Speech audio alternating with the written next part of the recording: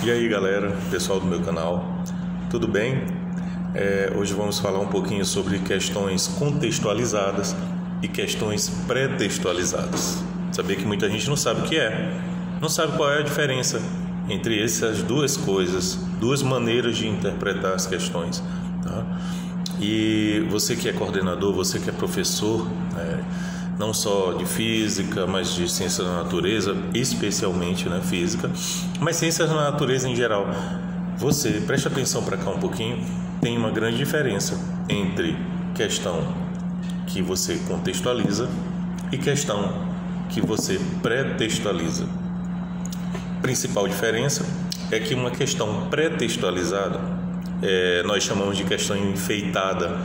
É aquela que você pega um texto bonito de um artigo de revista, um texto bonito de alguma coisa que você observou, e de repente o texto para e começa a pergunta da questão. Geralmente a questão pré-textualizada é assim: coloca um texto para enfeitar, para fazer você perder tempo com aquele texto, e depois eles colocam a questão propriamente dita, que vem geralmente uma mudança rápida, bem rápida digamos assim, do know-how da questão, até do próprio layout. Às vezes vem até uma questão bem interativa e tal, vem um texto bem interativo. Quando começa a questão ela é bem técnica, parece que muda até de humor mas é isso.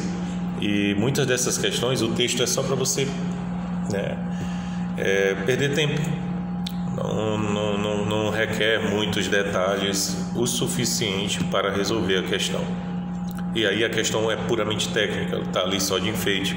Nós chamamos essa questão de pré-textualizada. Bom, isso é mais fácil de fazer, ok? E muita gente confunde. Por quê? Porque pensam que essas pré-textualizadas são questões que são bem elaboradas, que tem um texto e tal. O texto às vezes até de um assunto do cotidiano, mas não. O que é uma questão contextualizada? É que o texto pode até ser extraído de uma revista científica, de um artigo ali, acolá, mas a questão não depende somente disso. A questão ela cria uma situação-problema e a pergunta é dentro daquele texto. Ela faz menção ao texto e a situação-problema é para resolver uma coisa que foi dita lá no texto, tá? Que foi colocada lá no texto. Então preste atenção para cá, que isso é questão contextualizada. Contextualizada é quando a questão cria uma situação-problema que não precisa necessariamente ser do cotidiano, tá? Não precisa ser do cotidiano. Ela precisa ter uma situação-problema, nem que seja uma situação técnica, mas que precisa ser resolvida.